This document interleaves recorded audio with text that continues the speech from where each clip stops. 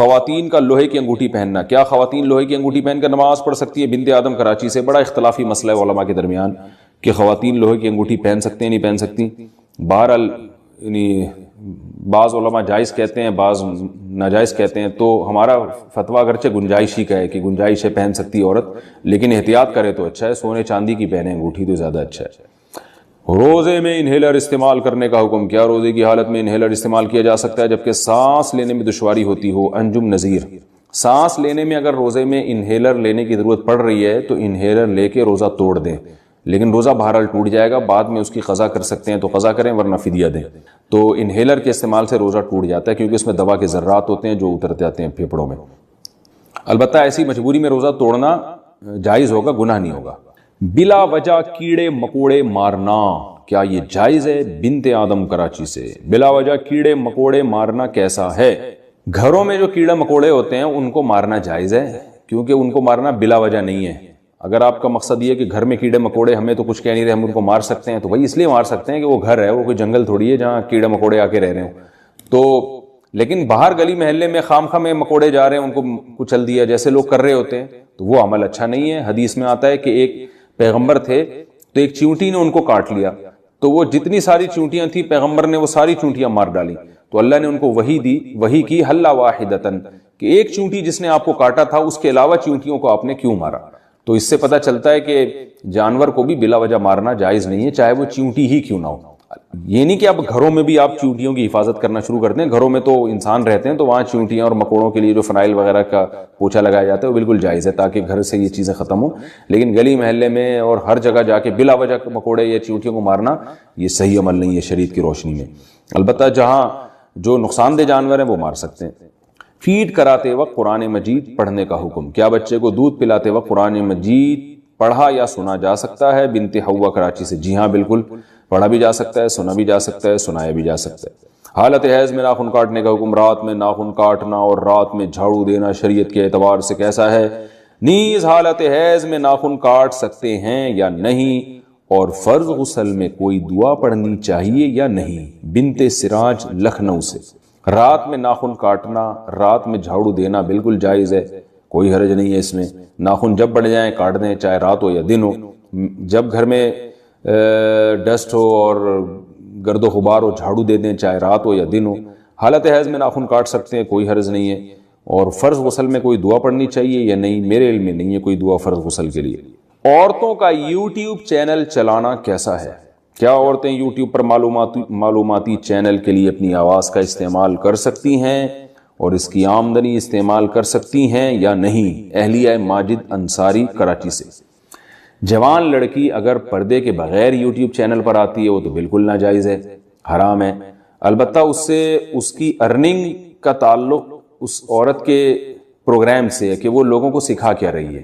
اگر کوئی جائز بات سکھا رہی ہے تو ارننگ حلال ہوگی. یعنی مثال کے طور پر کوئی خاتون ہے جو پردے میں نہیں ہے، جوان بھی ہے، اور وہ بے پردہ ہو کے جو ہے وہ یوٹیوب چینل پہ لوگوں کو یعنی چینل پہ کوکنگ سکھا رہی ہے، تو کوکنگ چونکہ ایک بذات خود ایک جائز عمل ہے اس لیے اس کی ارننگ حلال ہوگی، ارننگ ناجائز نہیں ہے. بلکہ ارننگ تو ایڈورٹائزمنٹ کی ہوتی ہے، تو ارننگ حلال نہیں ہے، لیکن اس عورت کو آنے کا گناہ ہوگا کیونکہ عورت پہ پردہ کرنا واجب ہے. لیکن اگر کوئی عورت مکمل پردے میں آ رہی ہے تو جوان عورت کے لیے چونکہ آواز میں اس سے فتنے کا اندیشہ ہوتا ہے، لوگوں کی طبیعت اس کی طرف مائل ہوتی ہے، تو اس کو اپریشیٹ نہیں کیا جائے گا، اس عمل کو عورت کو روکا جائے گا. میں نہیں کہہ رہا کہ حرام ہے، گناہ کبیرہ ہے، لیکن بہرحال یہ عمل ناپسندیدہ ہے شریعت کی روشنی میں، اور فتنے کی وجہ سے اس کو روکنے کی کوشش کی جائے گی، اس عورت کو منع کیا جائے گا. اور اگر ایجڈ ہے تو اور کوئی فتنے کا اندیشہ نہیں ہے اس میں تو پھر جائز ہے، گناہ نہیں ہے انشاءاللہ. یہ جو بعض لوگ بہت ہی حیا کے خلاف مسائل پوچھتے ہیں، تو میں حیا کے خلاف مسئلہ پوچھنے سے منع نہیں کرتا، لیکن میں کہتا ہوں وہ انفرادی طور پہ پوچھیں. عام طور پر میں 5 سے 6 کے درمیان شام کو کال ریسیو کرتا ہوں، تو وہ پھر اسی طرح کھلے عام جو ہے نا وہ ریکارڈنگ اس کی ٹھیک نہیں ہوتی، کیونکہ گھروں میں سب اجتماعی سطح پہ بھی میری یہ چینل سن رہے ہوتے ہیں، خواتین بھی بیٹھی ہوتی ہیں، بیٹیاں بھی بیٹھی ہوتی ہیں، باپ بھی بیٹھا ہے، تو بیٹیاں باپ کے سامنے اس طرح حیا سوز مسائل سنیں، یہ پھر حیا اور شرم کے خلاف ہے. تو وہ الگ، وہ ٹھیک ہے شریعت کے مسائل میں حیا نہیں کرنی چاہیے، لیکن جب ایک ایسے طریقے سے آپ مسئلہ پوچھ سکتے ہیں انفرادی طور پر، تو پھر کھلے عام وہ مسائل پوچھیں جو جس میں جو حیا کے خلاف نہ ہو. تو میں مسئلہ پوچھنے، کیونکہ میں نے ایک دفعہ اسی طرح چینل پہ کہہ دیا کہ بھائی حیا کے خلاف مسائل نہ پوچھے، تو لوگوں نے کہا پھر وہ مسائل ہمیں پتہ کیسے چلیں گے؟ تو بھائی وہ مسائل ایسے پتہ چلیں گے کہ آپ اپنے کسی قریبی عالم سے پوچھ لیں، یا انفرادی طور پر میری کال اگر لگ جاتی ہے تو مجھ سے پوچھ لیں. لیکن کھلے عام اس طرح جو ہے نا وہ مسائل پوچھنا، اس میں گھروں میں خواتین بھی سن رہی ہوتی ہیں، مرد بیٹھے ہوئے ہوتے ہیں، بعض دفعہ وہ پھر مناسب نہیں ہوتا. میرے چینلوں کا، میرے بیانات کا لوگوں نے بڑا غلط استعمال کیے، بہت سے ایسے کلپ نکال کے نا اس پہ بڑے حیا سوز ان کے عنوانات لگا کے ان کو پھیلایا ہے. لوگ یہ سمجھتے تھے کہ مفتی صاحب یہ عنوان لگا رہے ہیں. اسی وجہ سے ہم نے چینل پہ اپنے قبضہ کیا ہے، اپنے چینل کو خود بنایا تاکہ اس چیز کو کنٹرول کیا جا سکے، اور الحمدللہ اس کے بعد کافی حد تک یہ معاملہ کنٹرول ہوا ہے. بینک کے گارڈ کی تنخواہ کا حکم. میں نے سنا ہے کہ آج کل جو وبا چل رہی ہے اسے دور کرنے کے لیے مغرب کے عنوان کیا ہے، مسئلہ کیا ہے، یہ کہہ رہے ہیں کہ سورہ جاسیہ پڑھنا وبا دور کرنے کے لیے، یہ ہے اصل میں عنوان. میں نے سنا ہے کہ آج کل کی جو وبا چل رہی ہے اسے دور کرنے کے لیے مغرب کے بعد سورہ جاسیہ بآواز بلند پڑھنی چاہیے. کیا یہ بات درست ہے؟ بنت عبداللہ کراچی سے. کوئی میرے علم میں اس کی دلیل نہیں ہے، ایسے ہی بات ہے. پڑھیں. سب سے پہلے تو گناہوں سے توبہ کریں جو اصل چیز ہے، اور دوسرا احتیاطی تدابیر اختیار کریں. اور کچھ پڑھنا ہے تو قرآن مجید کی مشہور دعا ہے لا الہ الا انت سبحانک انی کنت من الظالمین، اس کا بھی زیادہ سے زیادہ کرنا چاہیے. اللہ تعالیٰ عمل کی توفیق عطا کرے. سسرال میں جھاڑو پونچھا لگانا اور برتن دھونا، سب گھر والوں کی خدمت کرنا. یہ کسی تپی ہوئی بہو نے پوچھا ہے. میرے ابو نے رشتہ کرتے ہوئے کہا تھا کہ میری بیٹیوں نے نہ کبھی گھر میں جھاڑو دی نہ کبھی کپڑے دھوئے. ہم لوگوں نے گھر میں صرف کھانا بنایا ہے، وہ بھی اگر زیادہ مہمان ہو تو باہر سے آتا ہے. یعنی ہم نے گھر میں کھانا بنایا صرف ابا اماں وغیرہ وغیرہ کے لیے، باقی زیادہ مہمان آتے تو باہر سے کھانا آتا تھا. تو ہمارے گھر میں کام والے اور ڈرائیور سب ہیں. اچھا، گھر میں کام والے اور ڈرائیور سب ہیں، یعنی نوکر چاکر رکھے ہوئے، لینڈ لارڈ فیملی ہے. اب یہاں سسرال میں یہ رواج ہے کہ گاڑی میں سامان عورتیں رکھیں گی، گاڑی سے سامان خواتین نکالیں گی، گاڑی عورت صاف کرے گی، یہاں تک کہ بہو اپنے شوہر کے ساتھ اس کے سارے اوپر کے 6-7 بہن بھائیوں کے کام بھی کرے گی. جھاڑو لگانا، پونچھا لگانا، برتن دھونا، کھانا پکانا، کپڑے دھونا، سب کی استری کرنا. اگر کسی کام سے منع کروں تو اس پہ لڑائی شروع ہو جاتی ہے. حالانکہ رشتہ کرتے وقت انہوں نے صاف کہا تھا کہ ہم کوئی کام نہیں کروائیں گے، یہ سارے کام کرنا میری استطاعت سے باہر ہے. اس صورت میں میں کیا کروں؟ ایک بندی. دیکھیں، اصولی طور پر تو عورت کے ذمے ہے کہ وہ گھر میں کام کاج میں ہاتھ بٹائے. میں یہ نہیں کہہ رہا کہ ایک عورت اپنے 6-6 8-8 نندوں کے دیور اور نندوں کے کپڑے دھوئے، یہ تو ظلم ہے اس کے اوپر. کم از کم اپنے شوہر اور اپنے ساس سسر کی خدمت اخلاقی ذمہ داری ہے عورت کی، یہ اس پر اخلاقاً لازم ہے. اور جب جوائنٹ فیملی میں رہتے ہیں تو کام ڈیوائیڈ ہوتے ہیں، سب مل جل کے کام کر رہے ہوتے ہیں. ایک دن سب کے لیے کسی ایک نے کھانا بنا دیا تو دوسرے ٹائم پہ دوسری بہو نے سب کے لیے کھانا پکا دیا. تو یہ سب مل جل کے، جیسے ہم سفر میں جب جاتے ہیں نا تو کام کو ڈیوائیڈ کرتے ہیں. تبلیغی جماعت میں آپ دیکھ لیں نا، 10-10 لوگ جا رہے ہوتے ہیں تو ایک کا کام ہوتا ہے بھائی کمرہ صاف کر دو، ایک کا کام ہوتا ہے بھائی ٹماٹر لے آؤ، ایک کا کام ہوتا ہے جی آپ آلو چھیل دو، ایک کا کام ہوتا ہے جی آپ کھانا پکا دو. باریاں تقسیم ہوتی ہیں. اب اس میں کوئی تبلیغ والا یہ کہے کہ میرے ذمہ کام نہیں ہے، یہ تو ہمیں بتایا ہی نہیں تھا کہ تبلیغ میں نکل کے کام بھی کرنا پڑے گا، ہم تو تبلیغ کے لیے نکلے. تو یہ کہا جائے گا کہ بھئی یہ تو انڈرسٹوڈ ہے، یہ تو طے شدہ بات ہے کہ جب اکٹھے رہتے ہیں تو کاموں کو ڈیوائیڈ کرنا پڑتا ہے. تو جب بھی لڑکی رخصت ہو کے سسرال میں جاتی ہے تو ظاہر ہے گھر میں کچھ تو کام ہوتے ہیں نا، تو وہ باہر کے کام مرد کے ذمے ہوتے ہیں اور گھر کے کام عورت کے ذمے ہوتے ہیں. جیسے حضرت فاطمہ رضی اللہ تعالی عنہا کو نبی نے حکم دیا گھر کے کام آپ کرو گی، باہر کے کاموں کے بارے میں حضرت علی کو حکم دیا کہ وہ آپ کریں گے. تو دونوں ہی کام کر رہے ہوتے ہیں، مرد بھی عورت بھی. تو نارملی تو متوسط گھرانوں میں یہی ہوتا ہے، اور یہ بہو پر اتنی خدمت بہو کے اوپر لازم ہے شریعت میں کہ وہ بالکل ہاتھ پہ ہاتھ رکھ کے نہ بیٹھ جائے، بلکہ گھر کے فرد کی طرح رہے. جیسے سب خدمت کر رہے ہیں تو ویسے خدمت کرے. لیکن اس میں اتنا بوجھ اس کے اوپر ڈالنا کہ چلو ٹھیک ہے کبھی اجتماعی کھانا اس نے بنا لیا، کبھی کسی اور نے بنا لیا، یہ کہ اب اکلوتی بہو ہے، اب وہ جناب روزانہ 6-6 دیوروں کے کھانے پکا رہی ہے صبح دوپہر شام، تو یہ ظلم ہے، یہ بالکل جائز نہیں ہے. کیونکہ اجتماعی جب رہتے ہیں تو اجتماعی میں سب ایک دوسرے کا خیال کر رہے ہوتے ہیں. یہ نہیں ہوتا کہ ایک ہی پہ سارا ووٹ ڈال دیا جائے. جیسے ایسا نہیں ہوتا کہ اب تبلیغ جماعت میں نکلتے ہیں تو ایک ہی آدمی پہ سارا ووٹ ڈال دیا جائے. یہ کوئی بھی پکنک کے لیے، تفریح کے لیے جب سب لوگ اکٹھے نکلتے ہیں تو سب کام ایک دوسرے میں ڈیوائیڈ کر رہے ہوتے ہیں. تو بہو پہ اتنا ووٹ ڈال دینا کہ وہ ہر ایک کے کھانے بنائے گی، ہر ایک کے کپڑے دھوئے گی، یہ تو بالکل ہی غلط ہے. دیور کو چاہیے کہ بھائی اپنے کام خود کر لیا کرو، اگر وہ بھابھی اپنی خوشی سے کر دے تو اچھی بات ہے، نہیں تو آپ خود کیا کرو، اس کے اوپر کیوں ڈال رہے ہو؟ یہ نندوں کو تو چاہیے، وہ تو خود خاتون ہیں، ان کے تو ذمے ہے کہ وہ خود اپنے کام خود کریں وہ. اور اگر کسی وقت بھابھی سارے نندوں کے کام کر لے تو پھر کوئی نند بھی بھابھیوں کے کام کرے، وہ ڈیوائڈ کریں پھر اس کام. تو نارملی تو شریعت کا بھی یہی حکم ہے، عرف میں بھی یہی چل رہا ہے. لیکن اگر کوئی لڑکی کسی لینڈ لارڈ فیملی سے تعلق رکھتی ہے، بعض مالدار لوگ ہوتے ہیں تو ان کے گھروں میں نوکر چاکر ہوتے ہیں، لڑکیاں گھروں کے کام نہیں کرتی، اونچے گھرانوں کی لڑکیاں ہوتی ہیں، مالدار لڑکیاں ہوتی ہیں، تو پھر فقہا نے یہ بات واضح کی ہے کہ پھر ایسی صورت میں اس لڑکی سے جس کو آپ ایسے خاندان سے لے کر آ رہے ہیں، اس سے آپ گھر کے کام نہیں لے سکتے، تو پھر شریعت میں اس لڑکی پر واجب نہیں ہے. تو اگر واقعی آپ اتنے لینڈ لارڈ فیملی سے آپ کا تعلق ہے کہ آپ کے گھر میں نوکر چاکر ہوتے ہیں، ڈرائیور ہوتے ہیں، اور یہ گھر میں کھانا صرف آپ لوگ بناتے تھے، باقی سارے کام نوکر چاکر سے لیے جاتے تھے، اور آپ کے والد نے کمال یہ کہ پہلے بتا بھی دیا کہ بھئی ہمارے گھر کا اسٹینڈرڈ یہ ہے، لیونگ اسٹینڈرڈ ہمارا اس طرح کا ہے کہ ہماری گھر کی عورتیں کام نہیں کرتی، ہم نوکر چاکر سے کام لیتے ہیں. تو اگر اللہ نے کسی کو مالی وسعت دی ہو تو یہ بھی ٹھیک ہے. ظاہر ہے پیسہ اللہ جب دیتے ہیں تو حدیث میں آتا ہے ان اللہ یحب ان یرا اثر نعمته علی عبده، اللہ یہ چاہتے ہیں کہ اس کی نعمت کے اثرات اس پہ نظر آئیں. تو اللہ نے کسی کو مالی وسعت دی اور اس بیس پر اس نے ملازم رکھ لی ہیں تو بھی ٹھیک ہے. تو اگر آپ کے گھر میں ملازم ہیں اور آپ لوگ پوچھا ووچھا نہیں لگاتے تھے، گھر میں رواج نہیں ہے آپ لوگوں کے ہاں، دولت ہے اللہ نے اہل ثروت میں بنایا ہے، تو پھر آپ کے سسرال کے لیے اس طرح کے کام آپ سے لینا یہ جائز نہیں ہے، یہ ظلم کے زمرے میں آئے گا. بلکہ فقہا نے یہاں تک لکھا ہے کہ کسی لڑکی اگر ایسے مالدار گھرانے سے جہاں خادم تھے تو الٹا شوہر پر لازم ہوگا کہ وہ بیوی کے لیے کسی خادم کا انتظام کرے، کیونکہ وہ خود کام کے عادی نہیں ہے، ایسے لینڈ لارڈ فیملی سے ان کا تعلق ہے. اور خاص طور پر یہ گھر کے باہر کے کام کے گاڑی کا سامان بھی بیوی بیگم اٹھا کے گھر میں لے کے جائے گی، یہ تو ویسے ہی غیرت کے بھی خلاف معلوم ہوتا ہے. یہ کام تو غریب گھرانوں میں بھی مرد خود کر رہے ہوتے ہیں، غریب گھرانوں میں بھی یہ کام مرد خود کرتے ہیں. گھر کے باہر کے، یہ تو باہر میں آتا ہے نا، گاڑی تو باہر ہوتی ہے، یا چلے گاڑی گیرج میں آ چکی ہے تو بھی ویٹ اٹھانے والے جتنے کام ہیں، وزن والے کام ہیں، وہ اکثر مرد کرتے ہیں، وہ خواتین نہیں کر رہی ہوتی. تو اس لیے اگر آپ لینڈ لارڈ فیملی سے آپ کا تعلق ہے تو پھر شوہر کے لیے آپ سے پوچھا لگوانا، جھاڑو لگوانا اور برتن دھلوانا یہ سب چیزیں جائز نہیں ہیں. اس خاص کنڈیشن کی بات کر رہا ہوں، ایسا نہ ہو کہ ساری دنیا کی ساری بہویں بالکل اپاہج ہو کے بیٹھ جائیں کہ کوئی لازم نہیں ہے. تو بہت ہی کوئی لینڈ لارڈ فیملی سے تعلق ہے تو ٹھیک ہے، ورنہ نارملی تو یہ سب چیزیں سب کر رہے ہوتے ہیں اور سب پر اخلاقی ذمہ داری بھی ہے. تو پھر آپ کے شوہر آپ پہ ظلم کر رہے ہیں تو باقی کریں کیا، اپنے شوہر کو یہ مسئلہ بتا دیں.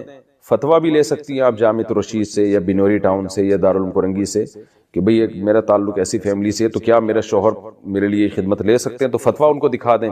شوہر میں اگر اللہ کا خوف ہوگا تو سمجھ میں آ جائے گی بات، خوف نہیں ہوگا تو آپ کو پتہ ہے کہ پولیس تو یہ کام کرتی نہیں ہے. پھر آج کل یہ کام بس پھر کیا کرنا ہے آپ نے یہ آپ جانیں، آپ کے گھر والے جانیں. میں نے تو شرعی مسئلہ بتا دیا آپ کو. دوسرا ایک اور مسئلہ، ابھی ایک نیا مسئلہ، کیونکہ فوراً جب فتنہ ہوتا ہے نا اسی وقت اس کے خلاف بولنا شروع کر دو تو دب جاتا ہے. نیا مسئلہ بھی آج کل کھڑا ہو گیا ہے. بعض اسکالرز نے یہ کہنا شروع کر دیا کہ والدین کی اطاعت کا قرآن میں کہیں بھی حکم نہیں ہے. والدین کے ساتھ حسن سلوک کا تو حکم ہے، ان کی اطاعت کا حکم نہیں ہے. کمنٹس میں نیچے ماشاءاللہ ویل ڈن، یہ ہیں صحیح محقق، یہ ہیں صحیح اسکالر، یہ ہوتے ہیں بھئی والدین کے ساتھ اچھے سلوک کا تو حکم ہے، اطاعت کا حکم نہیں ہے. اتنی شدید وعید ہے نا. نبی سے جب پوچھا گیا نا اکبر الکبائر، کبیرہ کے بھی بڑے گناہوں میں کون سا بڑا گناہ ہے، تو اس میں آپ نے عقوق الوالدین، عقوق نافرمانی کو کہتے ہیں، والدین کی نافرمانی. یہ لوگ چاہ رہے ہیں کہ قرآن و سنت کا لیبل لگا کے ہمیں انگریز بنا دیں، گورا بنا دیں، نہ باپ کا پتہ نہ، ورنہ اچھا سلوک تو انگریز بھی اپنے ماں باپ کے ساتھ کرتا ہے. وہ کون سا کوئی جوتے مارتا ہے ان کو؟ ان کے اچھا سلوک یہی ہے کہ بڑھاپے میں اولڈ ہاؤس میں جمع کرا دو، یہ اچھا سلوک ہے. وہ کہتے کیئر زیادہ ہوتی ہے، ہمیں اجازت نہیں ہے. تو ماں باپ کی اطاعت کرنا بھی لازم ہے. ہاں یہ ضرور ہے کہ اس اطاعت کی ایک حدود ہے. سب سے بڑی حدود یہ شریعت کے خلاف حکم ماننا لازم نہیں ہے. کوئی ایسا حکم جس میں کسی پہ ظلم ہو رہا ہو، جیسے ماں کے کہنے پہ بیوی پہ ظلم کرنا شروع کر دینا، یہ جائز نہیں ہے. اسی طرح شریعت نے کچھ بنیادی رائٹس ہر شخص کو دیے ہیں، کچھ بنیادی حقوق دیے ہیں جس کو آپ اسلام کی زبان میں ہیومن رائٹس کہہ سکتے ہیں. اس میں ماں باپ کی اطاعت لازم نہیں ہے. ہر انسان کی ایک انڈیویجول لائف بھی ہوتی ہے. مثال کے طور پر آپ کو ڈاکٹر بننے کا شوق ہے، ابا کہہ رہے ہیں نہیں تو تاجر بنے گا، زبردستی کا تاجر بنا رہے ہیں آپ کو، تو آپ پر اطاعت لازم نہیں ہے. بھائی میں میڈیکل سائنس میں مجھے دلچسپی ہے, ابا کہہ رہے ہیں کہ تو تاجر بنے گا, آپ کو ڈاکٹر بننے کا شوق ہے, تو اس میں زبردستی والدین نہیں کر سکتے. اسی طرح نکاح کا مسئلہ بار بار بیان کرتا رہتا ہوں, آپ اپنے خرچے پہ نکاح کرنا چاہ رہے ہو, والدین کو روکنے کا حق نہیں ہے, کیونکہ یہ انسان کے بنیادی حقوق ہیں. آپ سفر کرنا چاہتے ہو, والدین زبردستی روک رہے ہیں آپ کو, جبکہ ان کو کوئی نقصان بھی نہیں ہے آپ کے سفر کرنے سے. تو ٹریولنگ یہ ہر ایک کا بنیادی حق ہے, اس ٹریولنگ میں اگر آپ کو کوئی فائدہ ہے, یا ایسا حکم دے رہے ہیں جس میں ان کا کوئی نقصان نہیں ہے, پھر بھی آپ پہ بلا وجہ کے حکم مسلط کر رہے ہیں. بعض ہوتے ہیں بس چڑچڑے طبیعت ہو جاتی ہے ان کی, بلا وجہ کا آرڈر جاری کر رہے ہوتے ہیں, حالانکہ اس آرڈر کو پورا کرنے میں ان کا کوئی فائدہ نہیں ہے, تو وہ ایک الگ بات ہے. لیکن نارملی مباح چیزوں میں ماں باپ جب کسی بات کا حکم دے دیں تو شریعت میں ان کی اطاعت لازم ہے. آپ کے پاس نو کا آپشن نہیں ہے اس میں. یہاں تک کہ چاروں ائمہ کا اس پر اتفاق ہے, اور یہ مسئلہ حدیث سے نکالا ہے, کہ اگر نفل نماز بھی آپ پڑھ رہے ہیں نا, اور ماں اور باپ نے آپ کو کوئی آرڈر دیا, کوئی حکم دیا, تو آپ پر لازم ہے کہ آپ شرعن آپ کے لیے جائز ہے کہ آپ نماز توڑ دیں, اس کی پکار کا جواب دیں. اتنی شدید تاکیدات ہیں. اور ایک اسکالر نے بڑے آرام سے کہہ دیا کہ اسلام میں ماں باپ کے ساتھ اچھے سلوک کا تو حکم ہے, لیکن ماں باپ کی اطاعت کہیں بھی لازم نہیں ہے. ہوتا یہ ہے کہ جو ممی ڈیڈی ٹائپ کے مسلمان ہوتے ہیں نا, ممی ڈیڈی, دیکھو اسلام سے مسلمان کا رشتہ بہت مضبوط ہوتا ہے. آپ لوگ مجھے لگ رہا ہے ٹینشن میں آ رہے ہو تھوڑا سا, آج مجھے لگ رہا ہے محسوس سا ہو رہا ہے مجھے. مسلمانوں کی دو قسمیں ہیں. دیکھو انسانوں کی تین قسمیں ہیں. ایک تو بالکل کافر, جس کو پشتو میں کہتے ہیں کافر کا بچہ. پشتو میں کیا کہتے ہیں؟ کافر کا بچہ.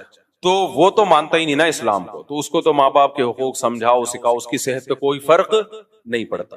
پھر جو مسلمان ہیں ان کی دو قسمیں ہیں. ایک ہے ماڈرن مسلمان, جن کا کلمے کا رشتہ قائم ہے, بچپن میں ختنے ہو گئی تھی ان کی, اور ابا اماں مسلمان تھے, تو تھوڑا بہت اسلام سے رشتہ ہے, اور اسلام میں اٹریکشن اتنی ہے, اسلام کو چھوڑنا آسان نہیں ہے.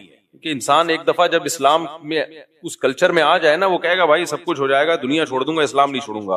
اسلام چھوڑنا آسان نہیں ہے. بہت ہی کوئی بدبخت قسم کے لوگ ہوتے ہیں, بہت ہی پتھر دل ہوتے ہیں جو اسلام چھوڑ دیتے ہیں. تو اس میں اللہ نے حسن اتنا رکھا ہے نا, جو ایک دفعہ اسلام کا چاشنی چکھ لے, مزہ چکھ لے, کہاں چھوڑے گا.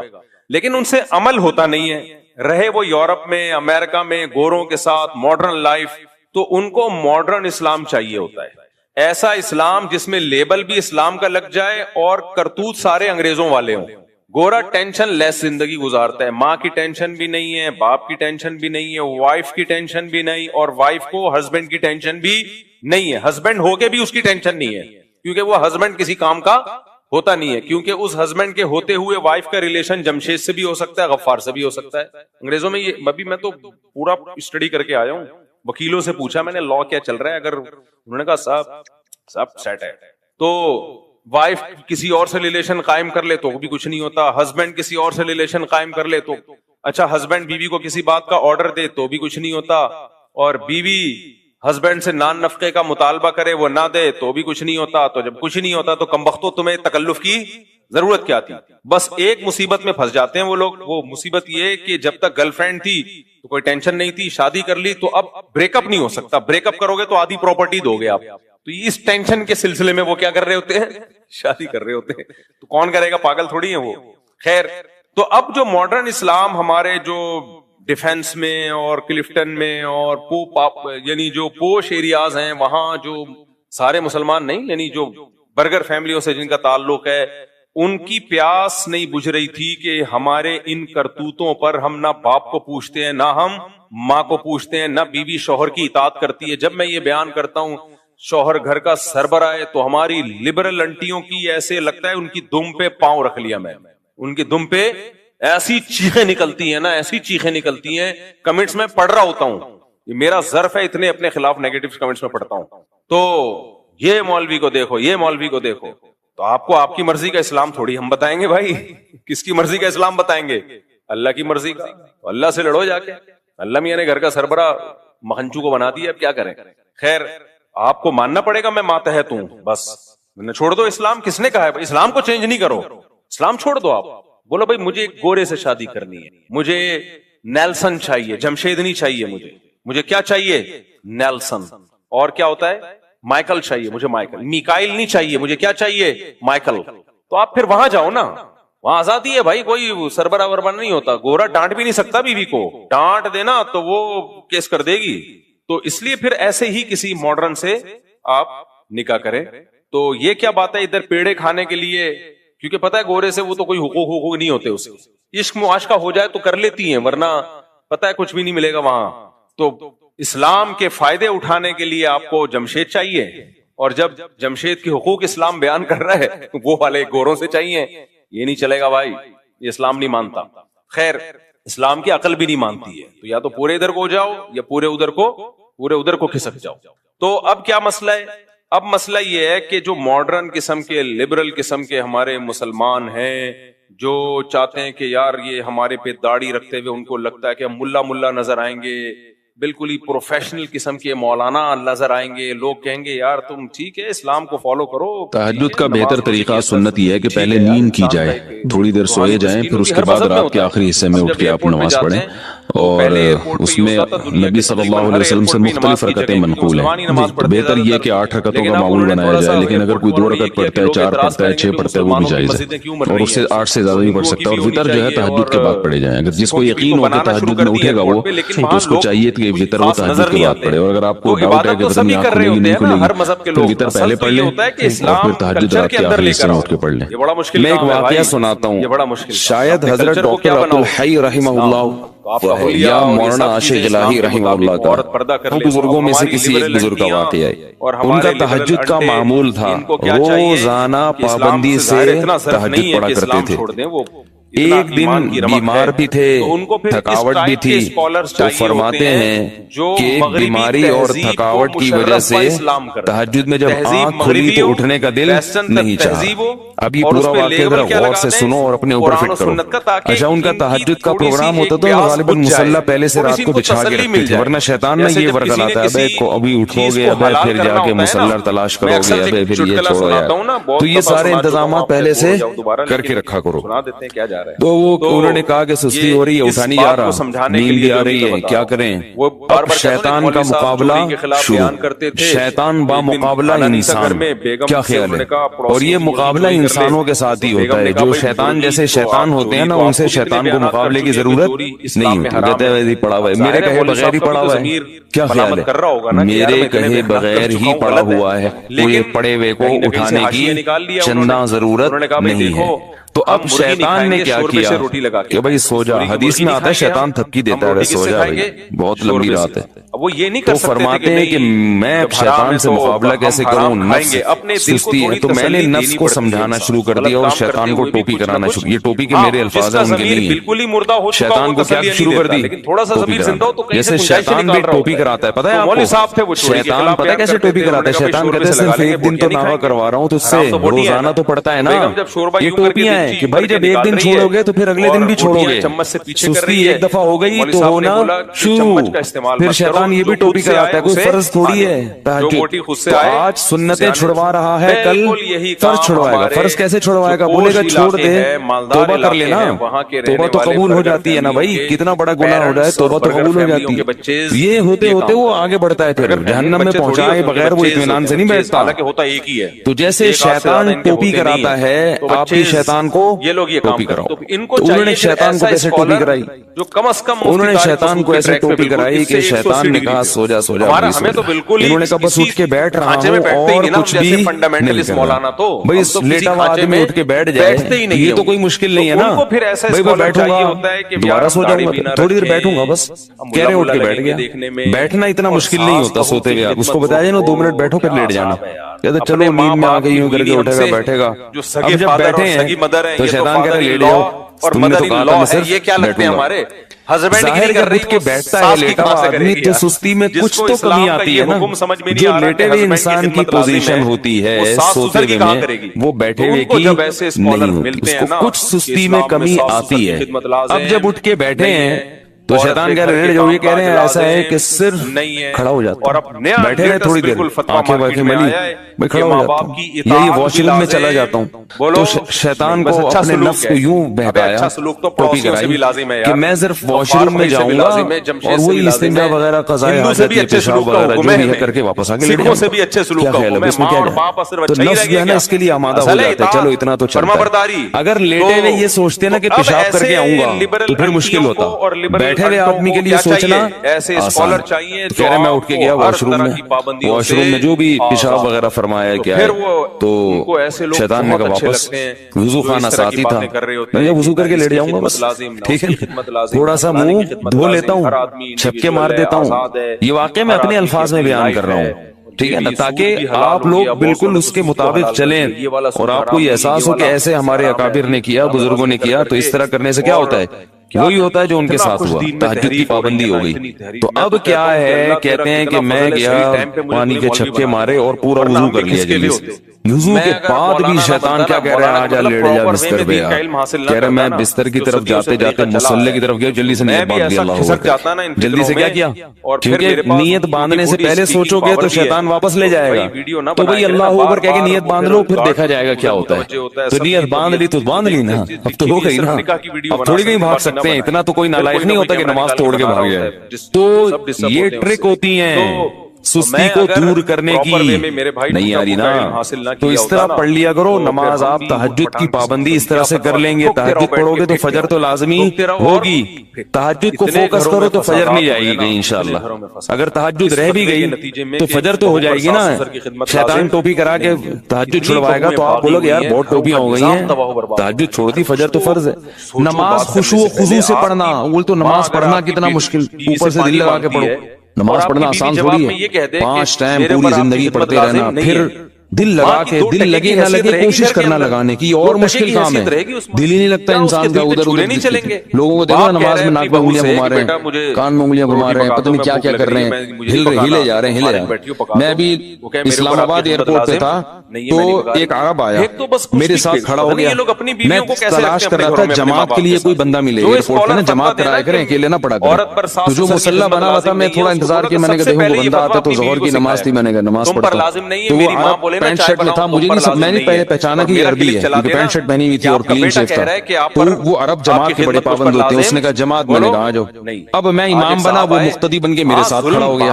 اب ساتھ جب کھڑا ہوا ہے وہ ہل رہا ہے, یوں ہلا رہا ہے, یوں ہلا. مجھے بڑی الجھن ہو رہی کہ کیا کر رہا ہے بھائی, تو تمیز سے کھڑا ہو جا تھوڑی دیر کے لیے. ہلے جا رہا ہے, پھر حد یہ ہوئی کہ پینٹ اپنی سیدھی کی, یوں کر پینٹ جب سیدھی ہوئی تو بیلٹ کھولی نماز میں بیلٹ کھول کے پوری اچھی طرح سے ٹائٹ کی, پوری نماز اس طرح پڑھی ہے. بڑے بڑے وہ ہو رہا تھا کہ بھائی یہ کیا ہے.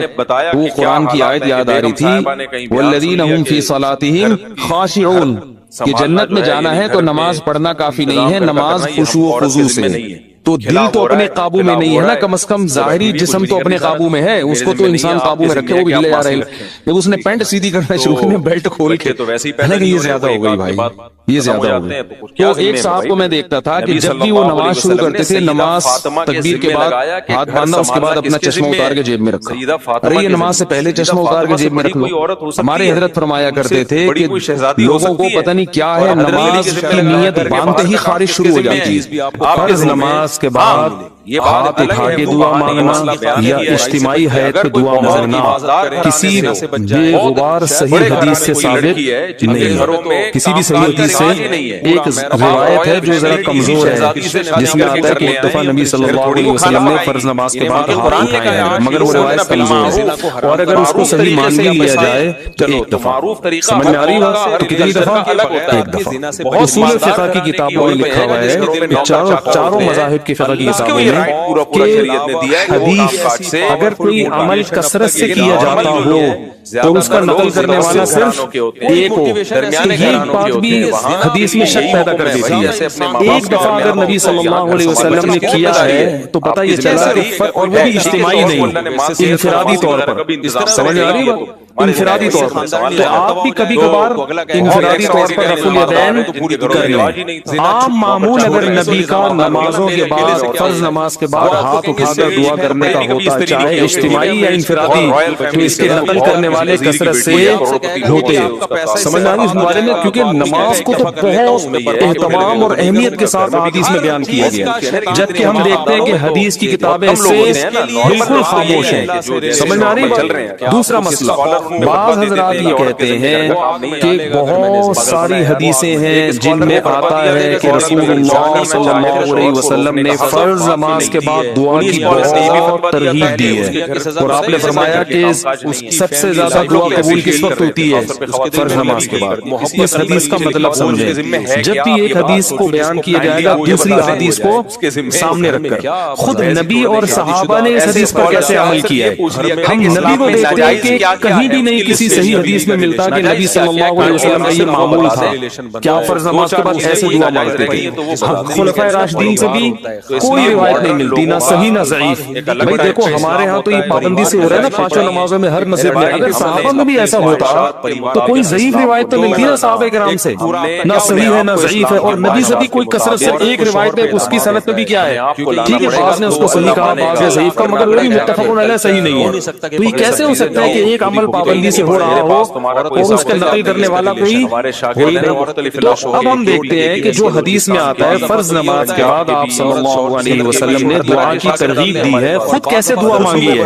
تو ہم دیکھتے ہیں کہ نبی سے دوسری حدیثوں میں کیا ملتا ہے. آپ نے فرمایا جس نے فرض نماز کے بعد اللہم انت السلام پڑھا، کسی حدیث میں آتا ہے آپ نے فرمایا اللہم لا مانع لما اعطیت ولا معطی لما منعت ولا ينفع ذا الجد منک الجد. کسی میں آتا ہے جس نے فرض نماز کے بعد آیت الکرسی. خود آپ کا اپنا معمول بھی یہی. تو پتہ یہ چلا ان کلمات کو حدیث میں دعا سے تعبیر کیا جا رہا ہے. یہ وظائف ہے. وظیفہ اس دعا کو کہتے ہیں جن کے یعنی لگے بندے کلمات ہوں، اس کو بھی دعا سے تعبیر کیا جاتا ہے. اس کی مثال ایسے ہے جیسے ہم کہتے ہیں افطار کی دعا، آذان کے بعد کی دعا، مسجد میں داخل ہونے کی دعا، مسجد سے باہر نکلنے کی دعا. تو وہ دعا کیا ہے؟ اللہم افتح لی ابواب رحمتک، مخصوص کلمات. اذان کے بعد کی دعا کیا ہے؟ اللہم رب هذه الدعوۃ التامہ. تو فرائض کے بعد جو دعا ہے وہ بھی کیا ہے؟ آیت الکرسی، اللہم انت السلام اللہم لا مانع لما اعطیت. یہ کلمات، ان کلمات کو کیا کہا گیا ہے دونوں بھائی؟ دعا. اور ابن تیمیہ رحمہ اللہ کی رائے یہ ہے جو تفرد ہے کہ فرض نماز کے بعد سے مراد ہے جو اتحیات کے درود شریف کے بعد ہم دعا پڑھتے ہیں، رب اجعلنی مقیم الصلاۃ ربنا، جو کیونکہ حدیث میں آتا ہے دبور کل صلاۃ. دبور کا جو لفظ ہے عربی میں وہ بعد کے معنی میں بھی استعمال ہوتا ہے اور اینڈ کے معنی میں بھی. ابن تیمیہ رحمہ اللہ کہتے ہیں کہ جو ہم نماز کے آخر میں اتحیات پڑھتے ہیں پھر دوسری پڑھتے ہیں اس کے بعد جو دعائیں کرتے ہیں نا، تو فرض نماز کے بعد سے مراد کیا ہے؟ یہ والی. لیکن یہ ان کا تفرد ہے. ہم کہتے ہیں ایسا نہیں بلکہ سلام کے بعد. مگر دعائیں کون سی؟ وہ جو منقول ہیں. یہاں تک میں سمجھا پایا اپنی بات؟ آگے چلے. اور نبی صلی اللہ علیہ وسلم نے مختلف مواقع پر مختلف وظائف پڑھے ہیں فرض نماز کے بعد، کبھی آیت الکرسی کبھی اللہم انت السلام. تو ہم یہ کہتے ہیں دوسری طرف حضرت عائشہ رضی اللہ تعالی عنہا کی حدیث ہے کہ آپ صلی اللہ علیہ وسلم فرض نماز کے بعد اللہم انت السلام کے بقدر بیٹھتے تھے اور پھر کھڑے ہو جایا کرتے تھے. ان دونوں حدیثوں کو ملا کے پتہ چلتا ہے کہ فرض نماز کے بعد جتنے وظائف منقول ہیں یہ سارے نہیں پڑھنے، کبھی کوئی اور کبھی کوئی. اہمیت چونکہ اللہم انت السلام کی زیادہ ہے اور وہ دائمی معمول رہا ہے نبی کا، جیسے حضرت عائشہ نے، تو اس کو ہم نے اہمیت دی. اور ہم کہتے ہیں کہ پھر آپ فوراً کھڑے ہو کر سنتوں میں مشغول ہو جائیں، باقی وظائف اور تسبیحات آپ پڑھیں سنتوں کے بعد. اس طرح تمام حدیثوں میں تطبیق. اور اہل حدیث حضرات یہ کہتے ہیں کہ نہیں، فرض نماز کے بعد ہی آپ تمام معمولات پورے کریں اس کے بعد سنتیں پڑھیں. تو یہ علماء میں ایک اختلاف ہے. لیکن ہاتھ اٹھا کے دعا مانگیں جیسے ہمارے ہاں رائج ہے یہ کہیں بھی نہیں ہے. حتیٰ کہ چاروں، یہ تو اہل حدیث میں بھی نہیں ہے، وہ تو سب کو پتا ہے نہیں ہے. یہ فقہ حنفی میں بھی نہیں ہے، فقہ شافعی میں بھی نہیں ہے، فقہ مالکی میں بھی نہیں ہے اور فقہ حنبلی میں بھی نہیں ہے. کیونکہ فقہ حنفی کی کتابیں بھی اس سے خالی، فقہ مالکیہ شافعیہ حنابلہ ان کی کتابیں بھی اس سے بالکل خالی. نہ صرف خالی بلکہ اس کے مخالف. فتاوی عالمگیریہ فقہ حنفی کی کتاب ہے نا، اس میں لکھا ہے کہ امام کو چاہیے کہ سلام پھیرنے کے بعد اللہم انت السلام کے بعد اگر بیٹھے اور اس کے بعد کھڑا ہو جائے، یہ کہیں بھی نہیں لکھا کہ اس میں کیا کرے، اجتماعی دعا مانگے یا انفرادی دعا مانگے.